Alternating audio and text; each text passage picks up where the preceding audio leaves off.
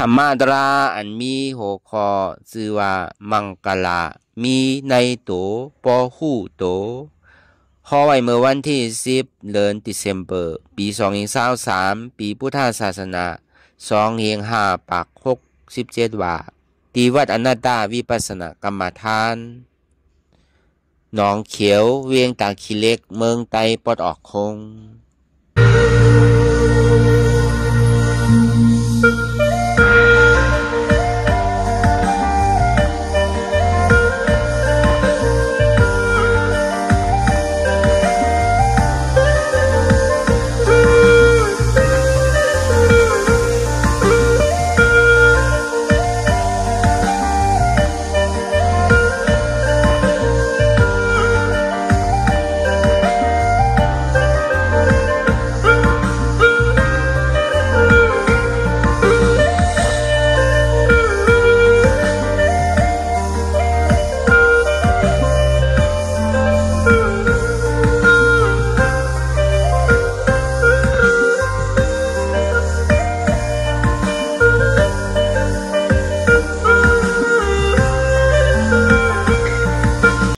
รายการนำอนัตตาวิปัสสนาภาวนาขานยอดธรรมอนัตตาในไหนวันตั้งสุดในก็เขานำขาไก่กดขากวาถ้าต่างขาไส้ก็อะไรอย่างนั้นขาไส้ถ้าต่างขากวาก็อะไรมือสองคอนต่างตักปยาไว้ตัวซื้ออีดีเคียงอีดีหย่อนยันปยาในเฮารับหูเนอเปิดหูยานปิญญารับตาเนอเปิดตายานปิญญาอยากตัวที่มันน้อวิญญาณธาตุใจเรียนผู้นั้นอันไหนเสียอันไหนที่มันพูดก่อเกิดขึ้นเป็นมานั่นคือเขาหมอวางเห็นอนัตตาไรวันตาเขาไปหันเสียไปหันทุกข้าไปปองใส่เนื้อหน้าตาเธอก็ตัวดีร่วมเธอใส่เขาวันตั้งเธอใจเขายาวๆเธอเสียวยาวๆเธอใจเขาลึกๆเธอเสียวลึกๆเขาเกิดออกตายเขาเป็นออกลูกปองเกิดเรียบตายไหนแต่ว่าเขาตัวออกหลายๆนี่เขามีญาณตั้งหันซื่อใจญาณตั้งวนซื่อใจหันเฉพาะที่มันนำอู้เปิงไรเอาตั้งแต่ซิโอต่อไปดิ้นแน่มีอะไรพองหลังในที่ว่าเป็นเฮามีเฮาที่ว่าเฮาเปิ่งพองมั่มชี้สั่งใดใน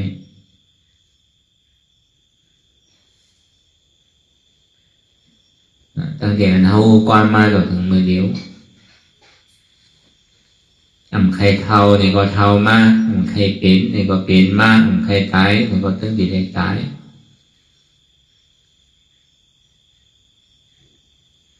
จังว่าเดือเสทุกข้าเนี่ยมีอะไรจังที่ว่าเขาบอกเห็นหัวทุกข้าเสียจากในเป็นหืออันใดเป็นทุกข้าเสียจากป้อมผู้ลองตั้งทุกข้าเสียจากนี่ก็ห้องโกพอห้องโกนี่ก็ห้องใครหาเส้นตั้งตาดีออกป้นนั่นไรพอผู้ลองตั้งทุกข้าโกทุกข้าอิ่มเวอร์ซันน่ะอะไรมาทุกข้าเนี่ยเข้าถึงดีเลยมาหากันมันจังว่าอันเฮาหมอวนทัศน์ของเสื่อมในตีวุนคำพระเป็นเจ้าห้อยในอริยเชษฐสีการเรียนเฮาเลยมาเกิดเท่าเป็นตายเลยสังเลยทบยาควรเรียนเท่าว่าคำว่าเขาสื่อเดียวเนี่ยซ้ำในมีหลงตั้งผ่านยันผ่านดีกว่าผู้ว่าผ่านตายซ้ำในอยู่จะมีมองโกนเดียนเท่าผ้ามั่งเสื่อนั่นเนี่ยก็อันดีว่ามาตั้งสิ่งเนี่ยมันเป็นทุกข้าเสียจากเป็นทุกข้าเนี่ยมันมีเตะพอยังไรลองตั้งเกิดเท่าเป็นตายอยู่ที่เนี่ยก็ตีมป้นไรตั้งทุกข้ามันก็เบอร์เหตุทำเอาไว้ซ่อง เกิดเย่านี่แหละผลโจในส่วนที่เท่าย้อนเบอว่าเหตุทางเงาจ้องเท้าเย่านี่ผลโจในส่วนที่เจ็บไม่ใครหนาวย้อนเหตุมีดองตั้งเจ็บไม่ใครหนาวเลยผลโจนั่นสองมีอะไรตายพอเบอร์มีเกิดมีตายพอเบอร์มีเกิดเย่าส่วนนี้มีเท่าพอเบอร์มีเท่าส่วนนี้มีเจ็บไม่ใครหนาวพอเบอร์มีเจ็บไม่ใครหนาวเลยสองที่ตายเนี่ยอันไหนที่ว่ามานั่นเนี่ยมันเป็นทุกข้าเสียจากเป็นทุกข้าเดียนมันมีเด็กใจเด็กหมันเด็กส่วนที่ห้องเป็นทุกข้าเสียจากมันอันเท่าใดมาเกิดมาเท่ามาเป็นอยู่เช่นนั้นเนี่ยย้อนตัวว่ามันเฮฮับตาไว้เกิดมาย่อมใครเท่าก็เท่ามาเท่ามาย่อมเนี่ยใครเจ็บไม่ใครหนาวในก็ว่าอะไรเป็นมาเจ็บไม่ใครหนาวเย้าในใครตายในก็ป้วนอะไรหนังเก่าตั้งตายเนี่ยมีดองตั้งทบยาในก็ใครผ่านในก็ตีได้ผ่านใครทบยาในก็ซ้ำตีได้ทบยาหนังเก่าก็เบอร์นั้นมันเหมือนหนังกลางแซเตียนเท่าใครเป็นเพราะมันเหมือนหนังกลางแซเท่าใครเป็นนั่นมือมันยังตึงหนุ่มนั่นอย่าลืมเท้าแรงพอมันจี้สั่งไรมือมันตึงอยู่ดีกินบานหนูนั่นอย่ามีเป็นตั้งเจ็บตั้งไม้สั่งแรงเนี่ยเพราะมันจี้สั่งไรมันสั่งไรเจ๊หรอกมันตึงอยู่ในอาณาอำนาจเท่าไหร่เนี่ยมันบอกในเราตั้งดีว่าในเป็นทุกข้าเสียจากเป็นทุกข้าเดียนมันมีเด็กย้อนอะไรเป็นเหตุทางอวจ้องมันหลังอันที่ว่ามาลองตั้งเกิดเท่าเปลี่ยนใจในจาที่จาราแผดที่มรณะนั้นเหตุทางเอาจ้องในลูกดีไหลมาลูกดีตัวสมุทัยเสียจากลูกดีล้อพาดล้อซาโมหะมันนาติขีเหตุทางเอาจ้องนั้นลูกดีตัณหาความอยากใครใครเป็นใครมีมืออิ่มมือเย้ามือสุดมือเติบหูนั่นเจอเสียอันดีตานั่นเจอหางอันดีผู้หลังนั่นเจออันหอมลี่นั่นเจออายาสารดี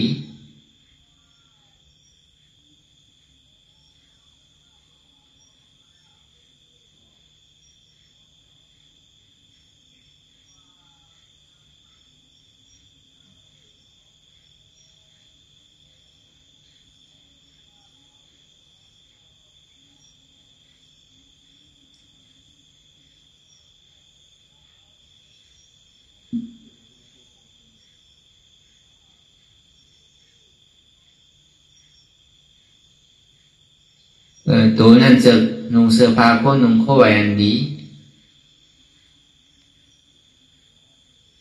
ใจนั่นในก็เจออันเรียนแคมในก็เบอร์นั้นอันที่ว่ามันเจอใครถอมใครหัน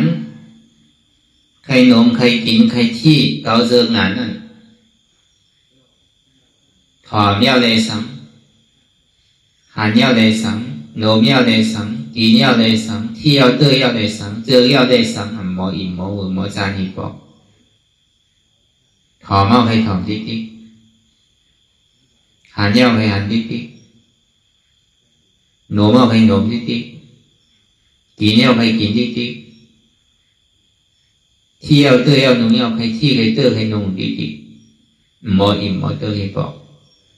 อันนั้นเป็นเหตุทางเราจองมันเพราะว่าตัวสมุทัยเสียจากเป็นเหตุของทุกข์จังว่ามีหูหลงหมอทอมอย่ามีทอมอันพิษมีตาหลงหมอต้วยอย่ามีต้วยอันพิษมีหูดังหลงหมอโน้มอย่ามีโน้มอันพิษ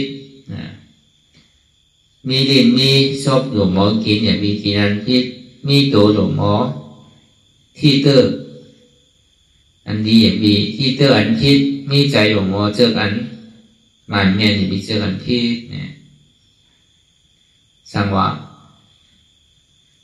มีหูหลงหมอทอม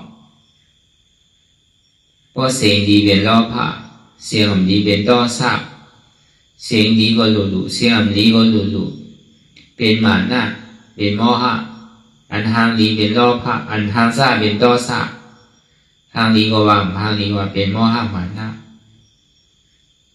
อันหอมน่ะเป็นโลภะอันเหม็นน่ะเป็นโทสะหอมก็หลุเหม็นก็หลุเป็นโมหะมานะ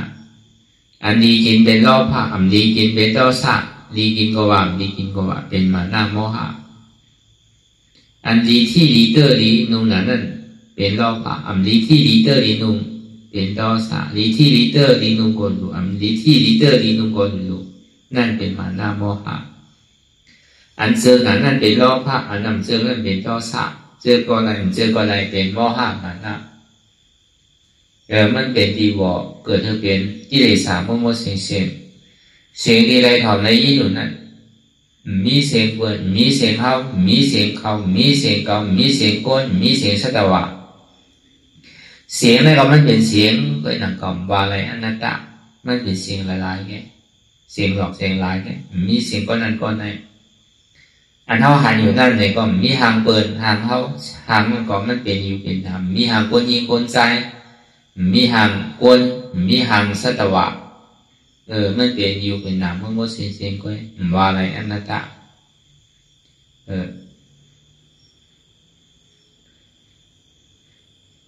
อันหอมนั่นก็มีอันเมนั่นก็มีอันหอมหลุดอันหอมหลุดนั่นก็มีมันเหมือนหนังสภาวะธาตุมันหนึ่งพอมันเกิดขึ้นตามนี้เราดูว่าเป็นหนังเขาว่าอะไรอนัตตาอันดีกินนั่นในก็มันคืออันนำดีกินนั่นก็มันคืออันดีกินก็หลุดอันดีกินก็หลุดนั่นก็มันคือหนังเก่ากินเพื่อหลุดอยู่ใจอยู่เพื่อหลุดกินอุปเปิงพองมันแหละอนัตตาเป็นก้นก็หลุดกินข้าวอันดีนุ่งนั่นในก็มันคืออันนำดีนุ่งนั่นในก็มันคืออันดีนุ่งก็หลุดอันดีนุ่งก็หลุดนั่นก็มันคือหนังเก่านุ่งบนตาดีห่มผ้าตาบันสร้างหน่วยเห็นเมียวคือคนนุ่งเมียวนั้นไว้หนังเก่าเทเป็นหูต้องว่าเป็นก้นยิงหนุนนุ่งคือก้นยิงเป็นก้นใจหนุนนุ่งคนก้นใจเป็นหนุนเจ้าหนุนนุ่งสำคัญนะจะไหนเป็นเมฆขาวยอกีจะไหนหนุนนุ่งเมียวไหนเมียวนั้นคือคนต้องเลยว่าอันนี้เป็นหนุนเจ้าอันนี้เป็นเจ้าสามนี่เป็นเมฆขาวอันนี้เป็นยอกีขนาดนี้นี่เป็นก้นเทินนี่เป็นก้นเขาเทินเขาปากอันนี้ไม่เป็นก้นซึกจะไหนมันเปียบอกในกองตั้งไปหนุ่มไปไหวเวลาโยมบนตาตีผมภาพตาบันจ้านหวย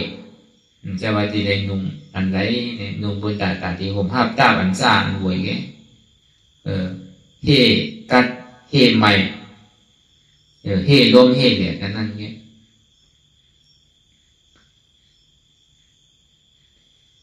อันเจอนั่นในก่อนมันคืออันนำเจอนั่นในก่อนมันคืออันเจอก็หลุด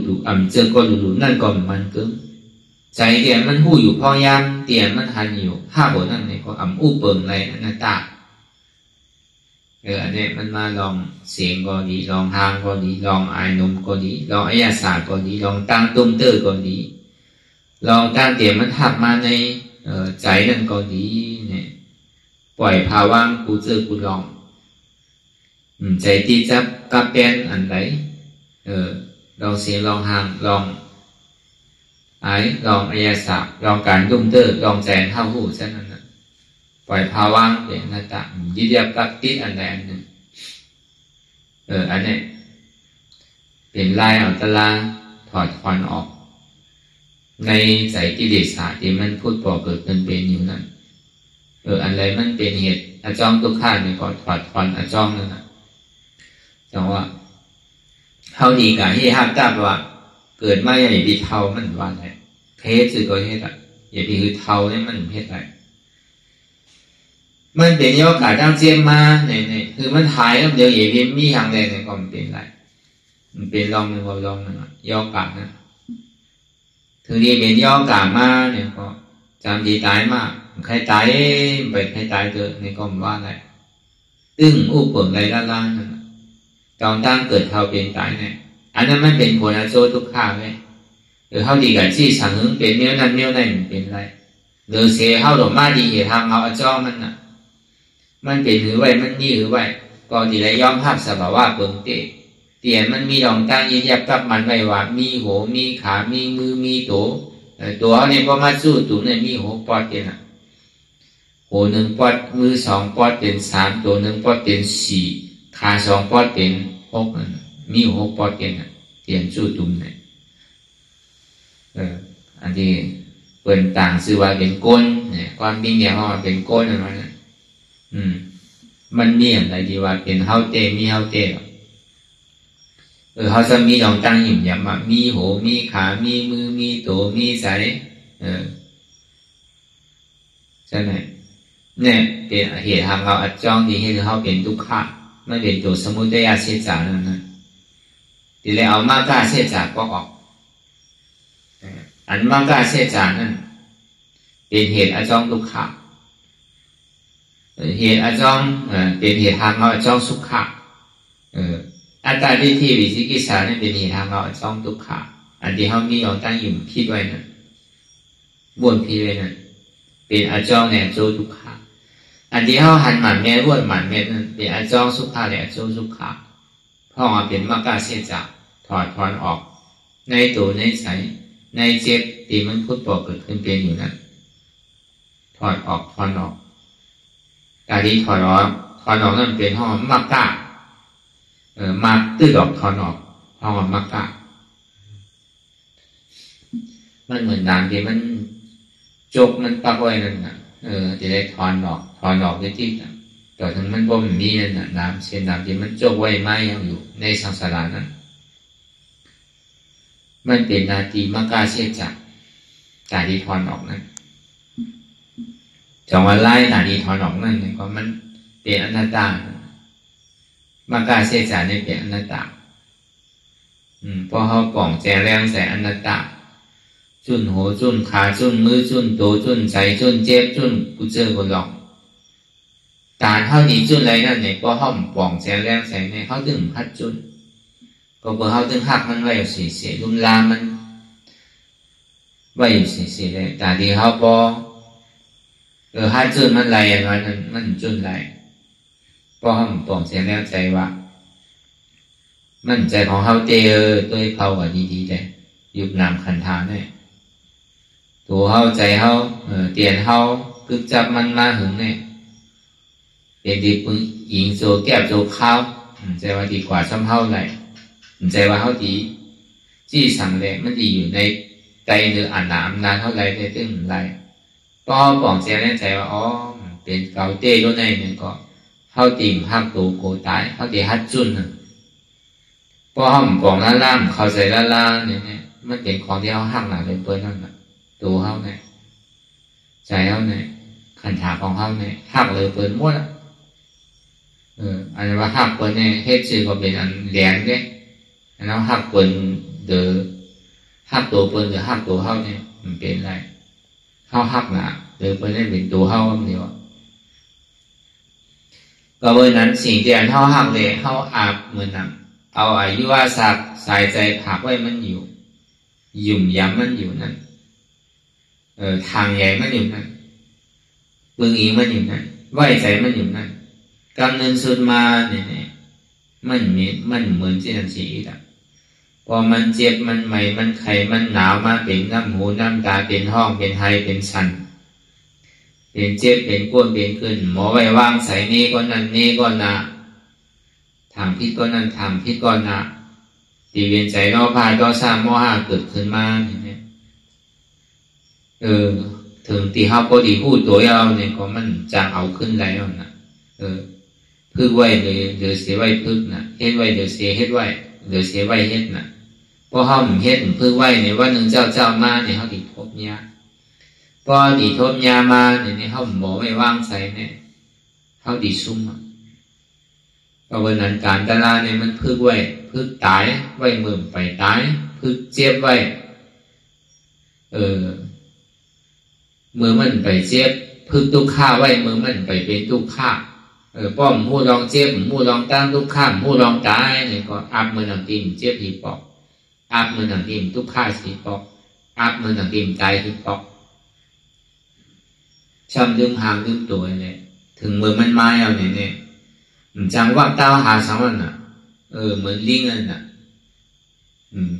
เรียนเก่งนึงซักเก่งนึงนั่นน่ะตียึดตีเอาอะไรเป็นตัวเป็นใจเนี่ยเบี้ยวน่ะเนี่ยพอมันพึ่งไว้เนี่ยก็มันจังซุ่มดอกซุ่มหลายก็เนี่ยพอมันพึ่งไว้เอาเนี่ยเพราะว่ามันถึงฮอดเต้ก็หาดีว่ามันมีถึงที่มันฮอดในเสียด้านเนี่ยก็เพราะมันพึ่งเห็นผู้ไว้เอาเนี่ยสิมันเห็นมากถึงไหนเข้ายับเลยก็เย้าลองตายลองเป็นน่ะกับกายโดยลองไปอยู่ดีเฮากับกายลองตั้งเขาตั้งเป็นย่อกาบางเสื้อบางนิ้วเนี่ยยาก็หายยาก็หายย่อกาบางเสื้อบางนิ้วเนี่ย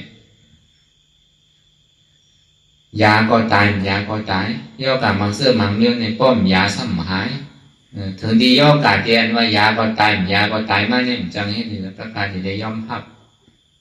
โกนเฮาเด็กมันใช้ยาดีแค่เปิดความป้นตั้งตายเอาลูกที่เมืองสามมาเนี่ยก็เลยกินเนี่ยมันตายว่าเนี่ยมันนี้ผีก็จะได้ตายสามก็จะได้ตายโกนก็จะได้ตายอันตายเนี่ยมันนี้อันมันตายในเดือดเสียเมืองนี่ผ่านก็กระเดียว่าที่สันเดียวก่อนตายเกิดตายทั้งเราเดือดเสียเมืองนี่ผ่านเนี่ยมันมีที่ไหน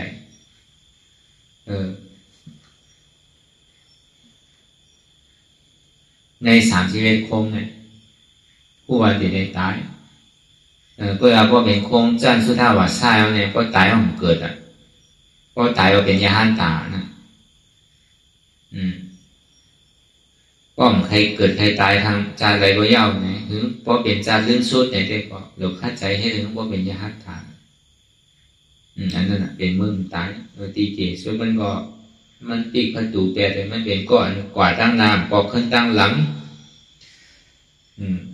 ตายเจ็ดจัดตาย6จัดจัดคนเจ็ดมันตายเป็นใจซ้อยดาบปานตาย3จัดเป็นใจสกิดากรรมตาย1จัดเป็นใจอนาคกรรมตายให้จัดเราเป็นใจยาหันตาใจอราธาโภเขาเลยใจอะไรก็ดีมันจะติ่งปอกขึ้นตั้งหลังนั่นเพราะมันเป็นเช่นนั้นในมันติปอกขึ้นตั้งหลังมันติทุกข้าวนี่เมื่อเย้าเมื่อสุดเมื่อเสียงให้ปอกก่อนนั้นพอเขาหูลองมันเย้าในซึ้งดีเด้มันเป็นเตียนเขาปึงอิงโซข้าวพอดีอันให้ลองตั้งบนดีลาดีเพชรดีได้กึ่งตาแต่ที่วนดีลาดีเพชรเขาเลยตึงมันมาเอาน่ะเปิงแตกมันเขาเลยอารางมาเอาเนี่ยเขาซ้ำเอากว่าเฮ็ดลองตั้งนำดีนั่นมันเหมือนน่ะจ่ายโพจ่ายผ้าหาจ่ายอันเก่าก็ยาวเสียงมีอย่างถูกนี้ทำจังกะใจกับใจที่ไรพวกมันมีออกทุกข้ามันแต่ร่างไม่ยากหนึ่งเลยมันดีเป็นน้ำต้อนพรดีกว่าตั้งหนักดีเลยเฮ็ดลองว่าดีลาดีเฮ็ดดีอันเท่าไรมาเกิดเป็นกวนหนึ่งเหมือนเขามีอาร่างไว้เอาเท่าใครเฮ็ดสังเท่าไปเป็นสังพอใครเขาซ้ำเฮ็ดลองตั้งอันหนึ่งดีเขาซ้ำเฮ็ดลองตั้งพิศีลพิธรรมบนหนึ่งดีลาหนึ่งดีเฮ็ดหนึ่งดีเนี่ยก็บอกว่าเขามีโอจากพวกของเขาสั่งใจผู้รู้พระลากว่าใจเขาลองเขาตาก่อเฮ็ดลูกเฮ็ดซุ้มต่อไพ่ต่อร่องต่อเดียวจ่ายที่แก้มตึ้มหาขึ้นจ่ายเก่าเหมือนนั้นหน่อยพวกหัวเขาเกิดมาเป็นเพราะว่าโกนยาวนี่มันมีอารางอีกแล้วมันก็ดีแม่เดินในเสียได้แค่ก็ดีแค่เดินในเส้นท่านหนังแล้วมันติ่มซุ้มทีไรหมอใจหมอสวยหมออยู่หมอเศร้าหมอเฮ็ดหมอทำหมอวนดีลาดีเฮ็ดดีเลยมันก็ติ่มนี่ตื้นน้ำติ่มในทุกข้าวันนัดขาไปมากในพอเขามาแจกในการโลกามันเปิดแจกมันมีที่ไหนก็เข้าพอหมอสั่งแจกลาเนี่ยก็เข้าที่ใครวนยาวก็ออกแจกเราเนี่ยก็มันจำหนีนำหนีตัวเปิดแจกมันเนี่ยถึ ถึงว่ามันกึ่งตาแตกในก็เพราะมันมีรองตั้งแตกละลาในก็ถ้ามันจะเอาสังแตกทางเก่าของอันล้อก้าเนี่ยล้อกุตลาเนี่ยมันลึกล้ำคำพีเนาะตาอันก้นล้อก้าตาที่ทบตาที่หันตาที่ใครทบใครยากใครเป็นเนี่ยมันถึงใครทบใครยากใครเป็นอย่างละละเพราะได้ยินได้ท่องไว้ว่าพวกกูพวกข้านพอมันมีเจอมีพันเนี่ยพอมันมีวาสนาแต่ที่เหตุการดีมันตึงขามแรงพอมันมีวาสนาในก็เป็นคือก็ที่ดีให้การดีอันหลังเราเนี่ยหนูวนดีลาดีเหตุดีอยู่เสียกูขิงกูข้าวยำทางเด็กเจ้าถึงคำทางเด็กคำถึงเมืองเลี้ยงใช่ป่ะโจเก็บข้าวเตียนเท่านังตลาดหรือเท่าใดทมยามาสั่งกูซื้อกูรองอ่ำบากลางวันกลางคืนบางมือกินมืออยู่มือเศร้ามือนั่งมือจุกมือไปมือรับมือนอนใช่ไหมก็คือวนลองดีเสียเวลาลองดีอยู่เสียเรียกลองดีอยู่เสียเจ้าว่ามันโนกรรมวจีกรรมกายกรรมบนลองอันดีลาลองอันดีให้ลองอันดีเนี่ยว่าเหตุการณ์ดีเพราะหมอวนก็เป็นลองดีเพราะหมอลาดก็เป็นลองดีเพราะหมอเอาตัวเหตุเนี่ยก็เป็นลองดีเพราะหมอวนหมอลาดหมอเหตุเนี่ยก็เป็นลองพิษเข้าที่ซุ้มหลายมีอย่างนั้นแต่พอเขาบอกว่าลองดีลาลองดีให้ลองดีเนี่ยก็เขาตีมซุ้มเขาตีมันไม่ดีเป็นกรรมที่เฮ็ดไว้เนี่ยมันดีเพราะว่าผู้โศกรรมที่เกิดสุดมันก็เขาว่าทำไปจ้างตื้อกรรมตลาก็ในพอเขามาจ้างตื้อกรรมตลาเนี่ยมันช่างอยู่ในกรรมทั้งเสียมองอย่าดีว่าลองเบิกเลยเขาอย่าไปตีเอามาวนลองเบิกลองดีเนี่ยตอนหลังลองดีเนี่ยเขาย่ำอะไรลองแต่ดีขึ้นเกิดเป็นก้นดีผีแม่ทั้งวันมุมมองสุดลองใครเป็นโดยอยู่เนื้อดีให้เส้นอยู่เนื้อกรรมจ้องกรรมตัดกรรมเดี๋ยวแต่ที่ตัดกรรมอะไรเนี่ยเดี๋ยวเสียวิปัสสนาโดยเสียนั่นในอันวันตัดกรรมเนี่ยมันถึงตัดอะไรกรรมดีก็กรรมให้มันจึงเลยจ้องกรรมเอาดีๆกันเพราะเมื่อไรผู้อ่านก่อนแจ้งแรกใส่นอกพุทธหลายเอาในสิ่งเพราะหมอตัดกรรมแล้วในสิ่งมันอยู่เนื้อกรรมมันจ้องกรรมเมื่อนั้นจะดีศักษามันจะดีป้วนอะไรป้อมเป็นนั้นเนี่ยกามเนี่ยดีจ้อมเอาดีๆเขาก็ซ้ำขึ้นดีนี่กามเอาดีๆมันก็ซ้ำเป็นกามจ้อมเฮ็ดทางสามปองจ้อมนิจาเขาจ้อมยาก็มาจ้อมเข้าเขาก็เป็นกามถ้าว่าเกิดในภาวะจัดเนี่ยมันก็กามให้มันก็กามดีมันก็กามให้เต้ๆก็ไม่ใช่กามดีเต้ๆก็ไม่ใช่จังหวะมันก็ยังตึกกามเตียนเท่าเย็ดมาติได้มาหับผลอาโจที่ทำเอาจ้องกามเตียวเย็ดไว้ตั้งลำเนี่ยเท่าสนเดมาหับผลอาโจปัจจุบันมือเดียวมันก็เห็นเขาปั่นกว่าปั่นมาตรงกว่าตรงมาดีเกศสุดมันเนี่ยเมื่อเท่าให้การด้านล่างเหมือนเท่าอยู่หลอกหลายเมื่อเท่านอนอยู่ก่อนดีเมื่อเขาไปยามของก็ดีเมื่อเขาตื้ออุบตื้อลายอยู่นั่นก็ดีเมื่อเขาตื้อกินกูเสื่อกูลองน่ะเขามีสติตื่นหูมีใจห้าหูเสียแต่จังว่าดีลาสังก็คือวนดีๆก่อนอย่ามีกึ่งกลางลาดเมียวลาดก็โดดลาดเมียวอันนั้นโดดลาดก็อย่าไปลาดอย่าไปอุบในดีเดือเปิดก็การเบี้ยวอันถูกที่อุบเตะโดยเสียตลาเนี่ยปฏิวัติเตะการนั้นเราเรียกการตลาเนี่ยพออุบกันลงตลาเนี่ยมันเป็นมังกรลา พอเขาอุบลองเปิดเนี่ยมันใช่เป็นมังกรมันเป็นผ้ามังกรจังหวะพอเขาอุบตาลาถามตาลาตีได้เฮ็ดสื่อคัดใจสื่อนางเลยตีมีลองตั้งเยื่อนเจ็บเยื่อนทุกข้าอะไรเนี่ยตีได้เอาล็อกไหลได้ไหลเนี่ยพออุบกันเสื่อมเนี่ยอันนี้เป็นห้องว่าห้องหลงลืมตาลาเนี่ยพวกมันใจเนี่ยกำนำเนี่ยมันเป็นกันเนาะถึงที่พอยาวพออุบกันเนี่ยมันใจเป็นตาลาน่ะเขาเถินเข้าปางหมดละ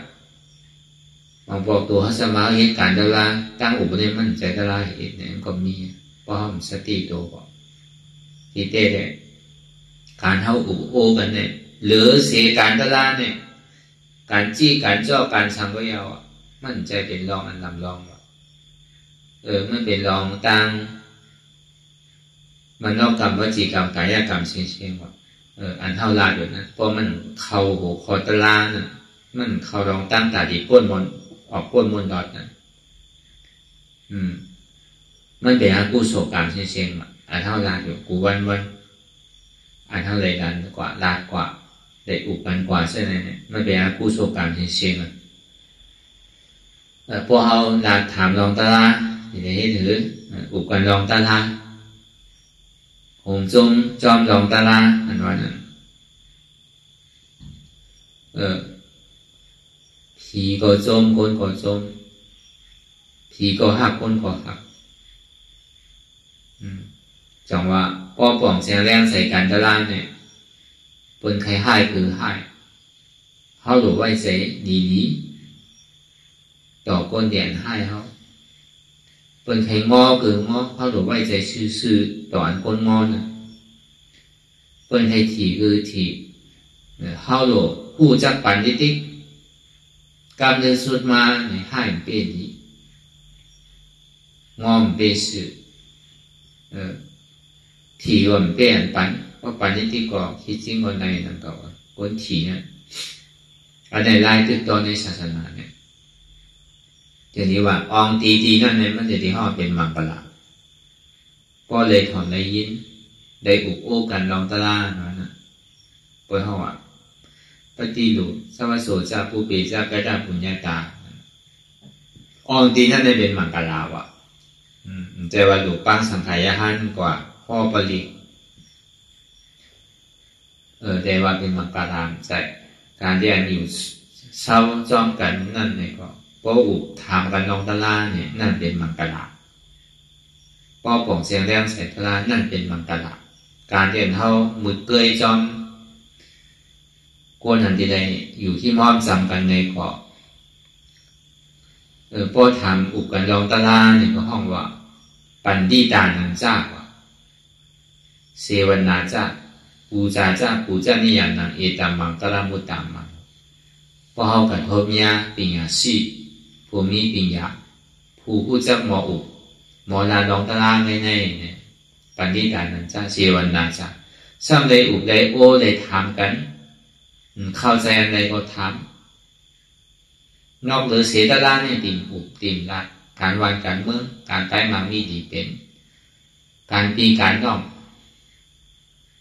เพราะว่ามันมาแจมด้วยข่าวจอมเนี่ยหรือเสียว่าเป็นการตลาดแต่มีอะไรเตียนมันถูเดียวมาลายนั่นในห้องว่าเสวนาจ้าปูจาจ้าปูจานี่อย่างนั้นอันนั้นเนี่ยมันดีปูจอดีไว้ดีชาว่ะอยู่กับใครก็อยู่ในตัวเขาก็เป็นกึ่งเทิกไว้เทิกสาผีสางมันก็กึ่งเทิกไว้เทิกชาว่ะเพราะยากคนเมียนั่นก็ผีเขาสางก็ยังผมช่วยมันในไว้หนูนั่น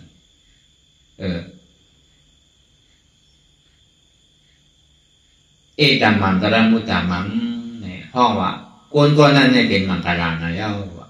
เป็นก้นเดียนมีมังกรว่ะกว่าที่ไรอยู่ที่ไรเศร้าที่ไรเหยียบที่ไรก็เป็นมังกรที่นั่นว่ะ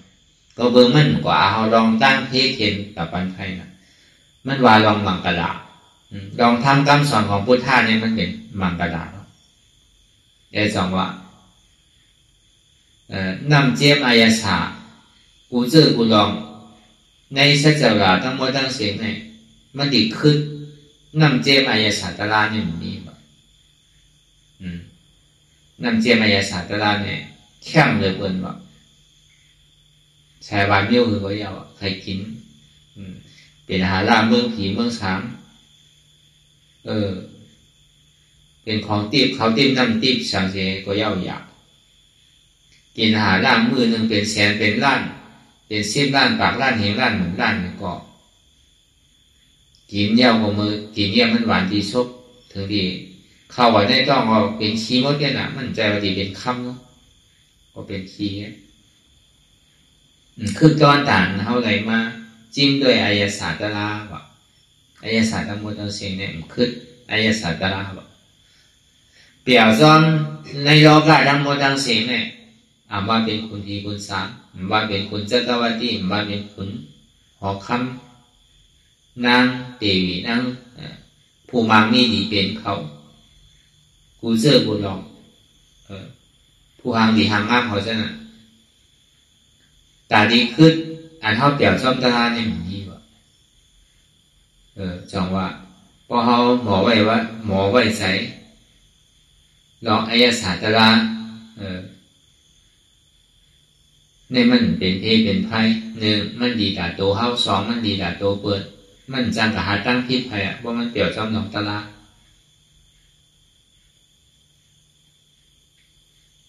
เปรียบซ้อมต่างเสื้อต่างร้องในยังเป็นเพศเป็นไพ่อ่อนตรงอะไรหนังเก่า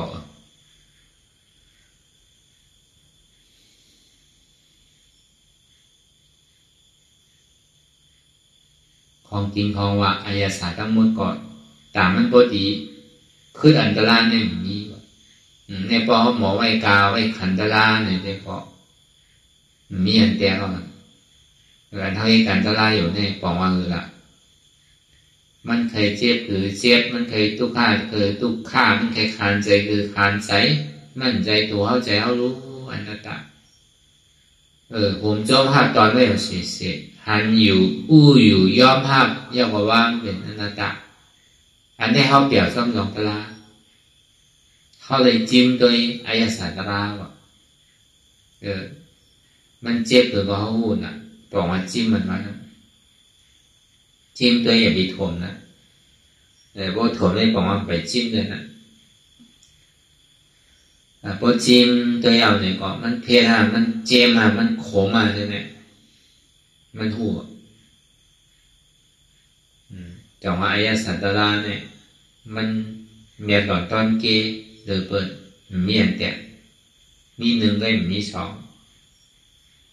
อายศาสตร์ตั้งไว้ตั้งเสียงเนี่ยคืออายศาสตราเปี่ยวจมกูเจอกูลองเนี่ยมันคืออันเปี่ยวจมลองตลาโดยจังหวะทำไมการตลาดพอยามเดียวเนี่ยเราไว้ใส่ดีงามอย่าไปกลุ่มการใส่พงใส่ผิวอย่าไปวนว่ามันเป็นนาทีเฮ็ดก็ไม่ได้จังให้เถอะในใจได้ติ่มใครเฮ็ดนะเนี่ยใครอยู่จอมมุกจอมใจเงี้ยเนี่ยอย่าไปวนใช่ไหมก็จานอ่ะแต่ไม่ให้การตลาดแต่ไม่ให้จอมกันพอให้ทางกล้วยกับหัวมันติ่มเป็นไรหนังเต่าเอาใจเอาวางให้รู้ฐานมันดีโตตอนนี้มันมีฐานมันดีหย่อนยาในหัวมันมีเสียก็จานเลยมีไว้ก็มีธรรมะมีสวยดีกันเนี่ยอ่อนกันมาให้ล้อเนี่ยป้อมใจเนี่ยตีมได้เห็นได้สร้างได้ตื้อได้กำเนี่ยอันใดไม่ให้จ้องกันอยู่เมื่อเดียวเนี่ยมีใส่องค์จมนะพอถึงขิงถึงข้าวถึงยามันมากกว่าใจพอเปี่ยวมวนไว้อย่างเสียอันนี้เป็นพ่อเปี่ยวจอมลองตะล่าว่ะเมียดหนาวจังปันเพบันไพ่ไปว่ะกำเนิดสุดมาเนี่ยก็ตีอ่อนเข้าวัดตะล่าเต้แบบนั้นอันนี้คือเขาพังไว้ในตัวในใจเขาไว้เสียมันใจว่ามันถึงขิงขาเข้าย่ามาลูกก็การจะได้ให้เธอจะได้จอมปักเปื้อมือหนังลูกอ่อนแน่ถึงเข้าย่าหนูสอนดีก็เลยสอนแล้วเพราะมันสอนยากค่อนเนี่ยเป็นสอนก็การเลยสอนนะในใจได้ผมเคยสอนนะเนี่ยเป็นเฮ็ดก็การเลยเฮ็ดในใจได้ผมเคยเฮ็ดนะเป็นนางก็การเลยนางในใจได้ผมเคยนางนะเนี่ย อันใจเมี่ยวในนี่ดีมันมีอันเขาเฮ็ดอยู่เมื่อเดียวเฮ็ดอยู่ห้ามแผงมันก็ปูนตาโตไผโตมันก็อย่างก็ไผดินหินเท่าไรเขาเฮ็ดแดดเขาเลยเฮ็ดน้ำคนเลยเฮ็ดเก็บ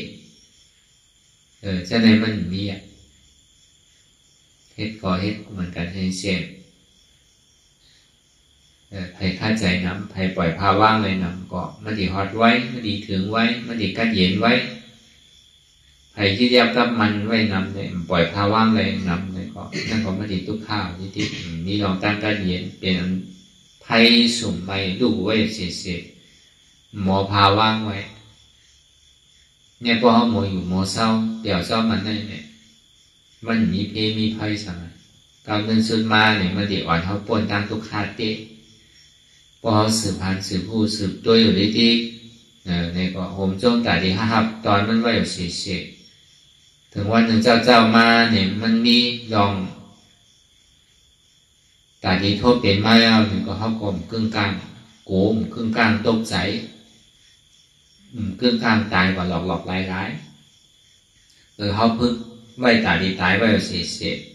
ก็ไปตายก็สิ่งที่มันอุปนิสัยมันก็การที่ไปตายก็อยากกระโจมไปตายได้ก็อันมันดีเลยวันนั้นเท่าหลวงหางอันดำร้องคอดำร้องนะอันดีเลยวันทั้งหมดทั้งสิ่งเนี่ยในรอบการเนี่ยในศาสนาต่างเสื้อต่างร้องเนี่ยอันไหนมันแคบแบบเลยวันนี้เนี่ยเท่าหลวงหางดีเจอันเท่าไรมาทมยาศาสนาพุทธศาสนาเนี่ยเรียกว่ามันเป็นอันสั่งถูกอันมีลาบหลาผ้าใหญ่เป็นที่อันหวานเจื้อหวานพันป้ออะไรเฮ้อหวานการเจื้อมันจะได้การต้นอันเท่าไรมาทมยาศาสนาพุทธเนี่ยมันต่อง่ายๆที่ไรมาทมมายาเนี่ยถึงว่ามาทมยาในหลุมผ้าเดียวกันเนี่ยก็ศาสนาห้ามเหมือนกันนุ๊กต่างเชื่อต่างศาสนาห้ามนำนะแล้วมันก็เขามาเป็นพุทธศาสนาอันใดเป็นพุทธศาสนายังงานของพุทธะเต้ๆเนี่ยเป็นสังใครเฮ็ดสังนี่ย่ำป่องเนาะบอกว่าเท่าหลอกลายๆบอกเช่นนั้นเก่งน่ะเท่าก็บ่กินข้าวเก่งน่ะอาชามยาวก็บ่อยู่หึงเก่งน่ะมันจะว่าเท่าพูดเท่ารักเนาะมันก็เป็นที่นั้นก่อนนะเพราะเขามันสืบพายทำว่าจ้องเป้าหมายสูงสุดของพุทธะเขาในเป็นสังในเป็นนิพพานนะนิพพานในชั้นดีได้ให้หรือเมื่อเนี่ยนะดูเขากับทำยี่ดีอะไรก็เป็นว่าบาลองนิพพานนี่มันมีนุ๊กก็บัวมันเป็นจิตเป็นจอมันมีเต้เลยมันสุขาเต้เลยมันมีจ่าเต้มันเป็นสันติสุขะมันเป็นอมตะธาเต้เลยมันเมียนหลอดก้อนเก้หรือเปิ้นเต้เลยเปิ้นจะดีลาอยู่ที่นั่นนะถ้าเป็นเช้าจะนิว่าอยู่ที่นั่นนะก็บัวนี่ป่านมันเป็นคนอันเจ้าสุขาเนาะแล้วก็บัวมันเมียนเต้มันแคบเต้มันต้อนหรือเปิ้นเต้เลยพระเป็นเจ้าเขาสันติเอามาสั่งมาสอนเนี่ยพระเป็นเจ้ากูสู่อันป้นกว่าเมียหินเมียไส้น้ำมหาสมุทรลานั่นก็วนก็ป่าหอถึงวนเราลูกเจ้ายาหานตาเขาเจ้าพระเจ้าพุทธาเขาเนี่ยอ่านนับคับอะไรน่ะของมันเมียตอนนั้นเนี่ยก็เลยบอกใครมืดก็วันนั้นเขาเลยมาเกิดในกลางเกณฑ์เนี่ยอันใดมันเป็นหื้อเนี่ยก็เขาหลงมอเด็กยางซ้อมเสียนตังอันหมันแมนซื่อใจที่เราอย่างปีญาธาตุด้วยดีอันใดมันผิดมันถูกเมื่อว่าอันเท่ามันเจอก็เพิ่นก็มันเจออันเท่ามันเมียใจเอาบุญติเมียใจมันเท่านั้นก็เพิ่นก็เป็นก้นเท่าก็เป็นก้นจากวันพอเขามาหาดอนหาแกนในศาสนาพุทธะเนี่ยเรียกว่าคือเยี่ยมงานนั่นเต้เป็นซ้ำเกิดมาในสติเหตุการณ์นั้นใดไอ้ที่มันพอเฮือหวานเมียวคือเนี่ยมันติ่มพอนั่นคือเนี่ยเขามีเสื้อพันไว้ในเขาติ่เลือกหวานตีหน้าเมียวคือในมันจึงแตกแรงๆไว้ดีๆนะในศาสนาพุทธะเนี่ยมันเหมือนหนังหน้าดีเหมือนหนังดินดีนะเขามีเสื้อพันก็อยู่เป็นเสื้อพันดีก่อนเพราะปลูกเข้ากับแผ่นดินเมืองก็ผู้ว่ามันติดขึ้นไว้หมากไว้ ป้อนหนูไรเฮือการเรียนเท่าหวานในศาสนาเนี่ยมันเปิงกันก็เบอร์สามละก็เบอร์ผู้ดีก้นเนี่ยตีจอมเสียงดังของพุทธาเนี่ยยังตึงมีอยู่เนี่ยมันจะตีเกินตันมันจะนี่เป็นนำแมนมันเพราะมันมีเอาเด็กออกไขหวานคือหวานมันก็ให้กู้โศกให้เรากู้โศกทางว่าเป็นกู้โศกก็มีเนาะเหตุการณ์ดูการต้านบทเจ้าสังขารยานเหตุดูเหตุต้านเหตุว่าเหตุเสียที่กองมูใช่ไหมหัวสามลองใช่ไหมซ้ำเด้งเราเอาอาศักคนตายเด้งเราเลี้ยงยาสมัยเหตุกู้โศกสมัยปล่อยเหตุล้างกินเราเมายาพอเมามาได้ก่อมหัวพิษมดละในสินหาเชนเนี่ยมันข้างเสียนะแต่สมัยเหตุกู้โศกอยู่เวลาตั้งเหตุเนี่ยมันสำเป็นกู้โศกมันจะเป็นอากู้โศกลงจังหวะทางว่าเหตุกู้โศกทางว่าดีได้กู้โศกนั่นแหละป้อมหมอเหตุก่อนป้อมจับตีจับตามมันก่อนวันตานต้นมันดีได้ตานเชื่ออะไรได้ไรอย่างเก่าเวลามันดีได้เก่งละป้อมหมอวนหมอทัดหมอตัวอันเดียวเสาเก่าเหตุในนางเลยมันติ่มพิษสินพิษธรรมนางเลยมันติเป็นผลอโจเตนางเลยติ่มเอาอายุสักสายใจเป็นขาดติ่มจังเล่าพวกความโคตรโผล่โคตรเมฆควรว่ากำเปตำแหน่งกินเราเมายาการที่ตัวเจ้าเก่าเฮ็ดเนี่ยมันเป็นอาแต่ตั้งพิษสังมันก็หลุมหมอเด็กตัวดีตัวตามมันเนี่ยเฮ็ดกว่าป้อใจหยาดปัญญาบนท่าตัวดีเนี่ยเขาสมัครเฮ็ดลองอ่ำดีเขาสมัครใครลองดีมันเป็นไรป้อเฮ็ดลองดีอะไรนั่นหลงมุงมองไม่ถึงไรลองดีนั่นป้อเฮ็ดลองให้ว่านั่นใครมุงมองคือก็ยาวอ่ะมันเป็นไรหนังเก่าแต่ที่มาเป็นลองดีของเดียนเขาเฮ็ดไว้เนี่ยมันก็เป็นลองอ่ำดีเอาน่ะบางเผ่าบางเมี่ยวเฮ็ดจอมพิงทุ่งเฮ็ดจอมพิงทุ่งปูเฮ็ดไว้หมอนเฮ็ดไว้ตั้งหลังเด็กจังเฮ็ดกล้าการเฮ็ดกว่าก็เวลาบางเสื้อบางเมี่ยวเนี่ยพิงทุ่งเพราะมันหมันเมียนมันพิษสินพิษทำวัตถุปล่อยมันปล่อยดีจอมพิงทุ่งเนี่ยเพราะมันถูกหมันเมียนตะย่างเนี่ยเพราะมันอ่อนคือพิษสินพิษทำหมดเนี่ยมันดีเฮ็ดว่าพิงทุ่งเนี่ย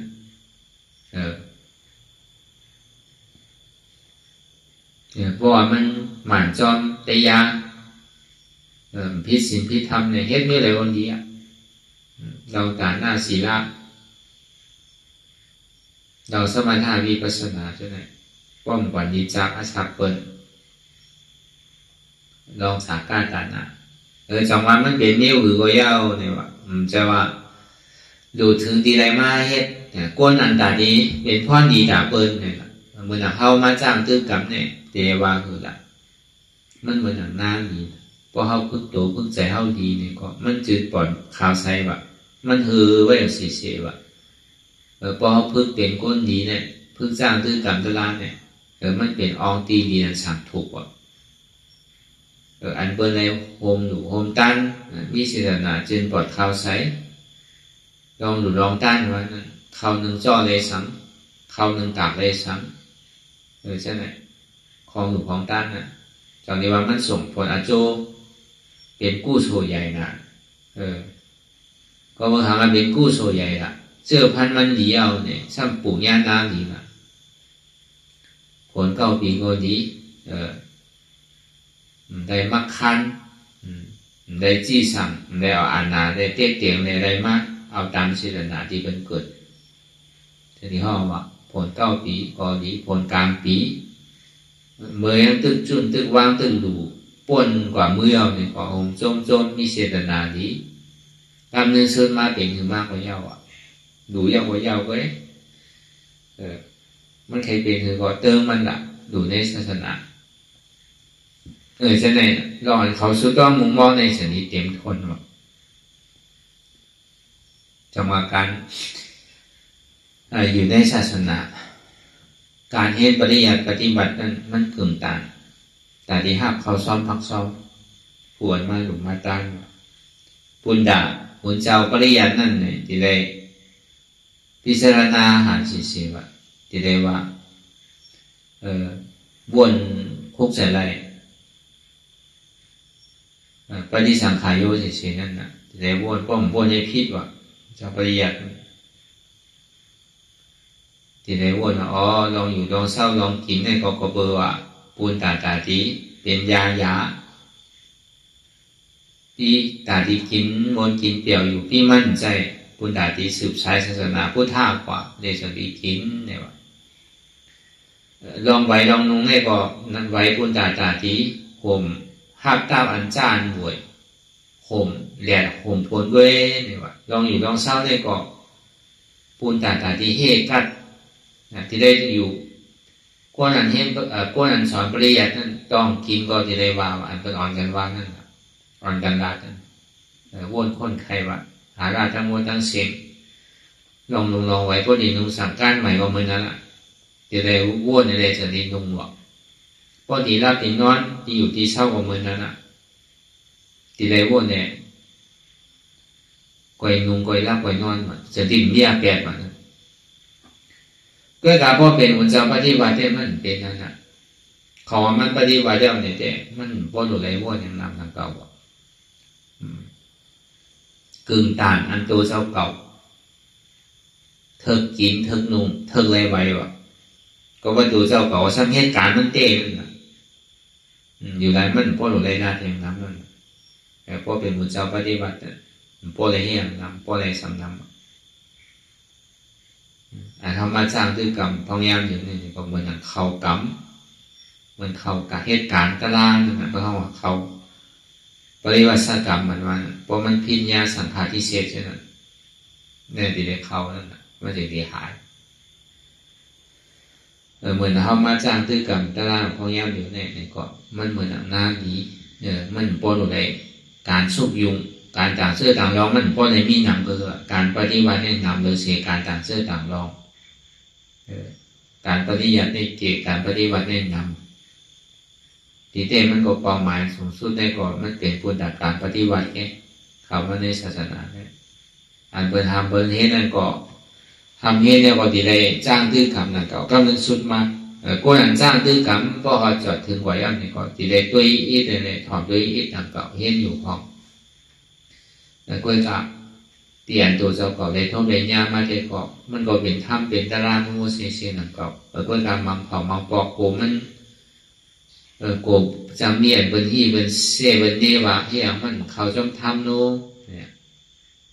โกเป็นจังหวะที่สังเกตก็เป็นนั่นแหละอันเท่าไรมาให้การตารางให้การวิปัสสนาเนี่ยยังไงนั่นสูงสุดในเป็นนิพพานอันเท่านี้อยู่นั่นในก็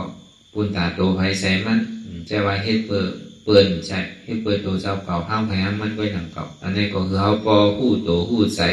ตื่นหู้โตไว้เสียแล้วเขาจะดีจางกว่านี่เปิด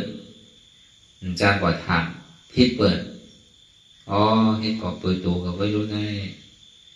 ก็เยอะในนำก็รีปุณตาโตก็ไม่รู้ได้แล้วพวกเก่ากลุ่มซ้ำตีเอาใจมันวางดีๆในมันเด็กเสียข้าวเสียยามือหัวก็อยู่ก้นเดียวในทีเฮ็ดสื่อก็เฮ็ดใครนำสื่อก็นำใครนอนสื่อก็นอนใครไปสื่อก็ไปมีมักคันเอาใจวางไว้นะบ่ใกล้ก็เฮ็ดป้อมใกล้ก็มีได้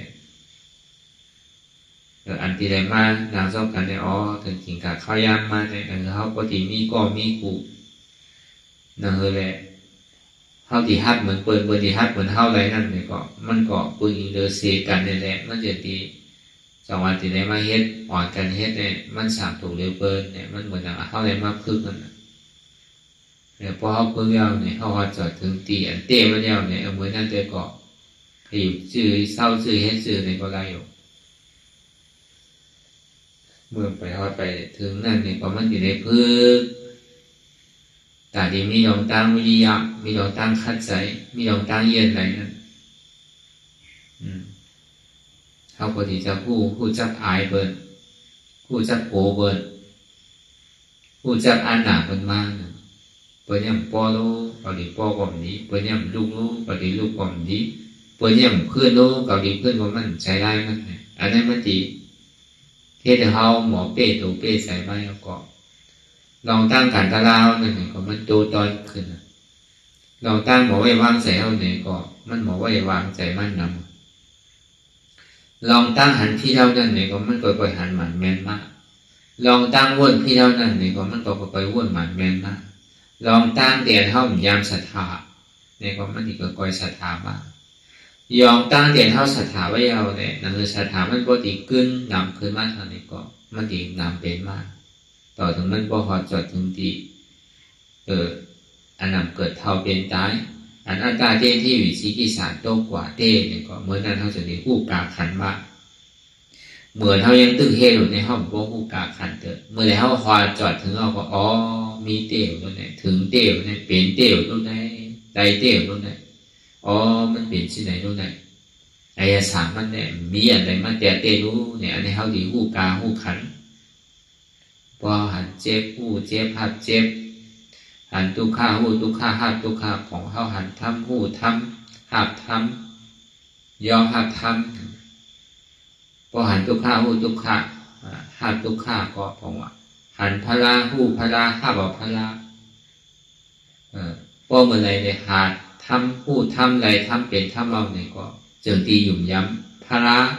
จึงตีหยุ่มย้ำกำสั่งสอนพลาจึงตีหยุ่มย้ำเสียสุมาจงดีไหวกาคันจงดีหยุ่มย้ำดูภาพพลาเนี่ยจงดีไหวกาคันเดือเสียสุมาเนี่ยพอมันหาใดเป็นไม่ยอมเนี่ย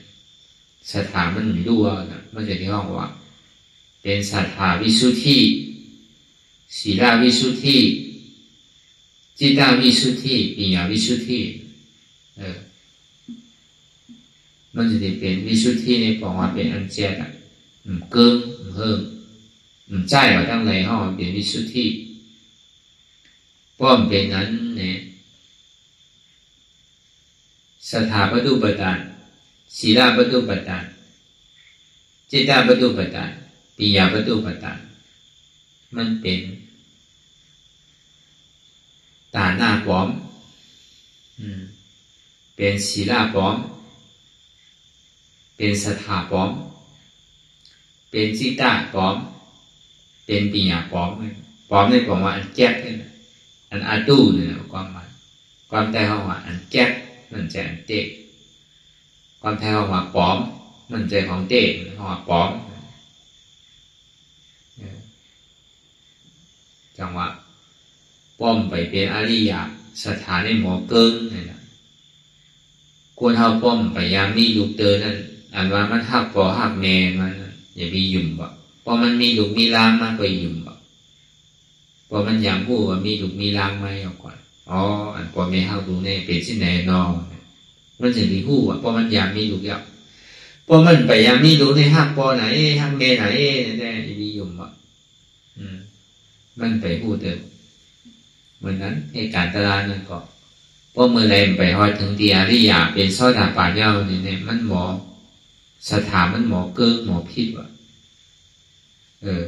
สถาเนี่ยมันมาคำได้วะเป็นกับพอมันฮอดจอดถึงเรามันจะดีเป็นสถาวิสุทธิตาหน้าวิสุทธิ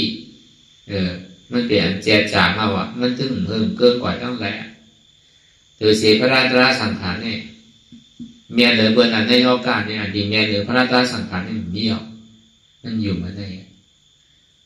เพราะมันอยู่พระราตราสังขารพวกผู้อ่ะมันอยู่พระราในก็เปิดพระเป็นเจ้าหมอสั่งสอนธรรมนุ๊กมันอยู่ธรรมในก็เปิดว่าก็เปิดในผู้หันธรรมในสิ่งที่อยู่ธรรมมันอยู่ยามในสังขารนั่นก็เปิดสังขารพระเจ้านั่นก็เปิดกับผู้หันถึงธรรมในสิ่งที่เป็นอริยสังขารจังหวะมันเป็นที่อันมันอยู่ย้ำพิษเปิงเมืองเกิ้งจังที่เขาว่าเป็นสถาวิสุทธิ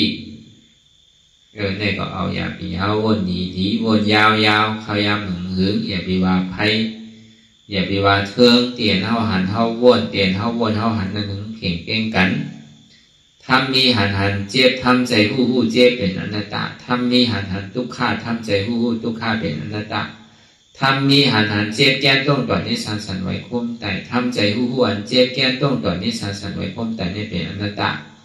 ทำมีหันหันวางใจหูเก่าใจขาเก่าใจมือเก่าใจโตเก่าใจเก่าใจเจ็บเก่าทำใจหู้หวนมันเป็นอนัตตาในของเขาบนยาวขยันหึงอย่าไปว่าไพ่อย่าไปว่าเทิงอันหันวนเพ่งเป้งกันวนต่อถึงเจ็บมันพอสุดวนต่อถึงทุกข้าพอสุดตัดต่อถึงอัตตาพอตกพุทธขาดกว่าอะไรที่มันพุทธพอเกิดขึ้นมานั่นคือเขาบอกว่าเป็นอนัตตาไหนสาธุสาธุสาธุ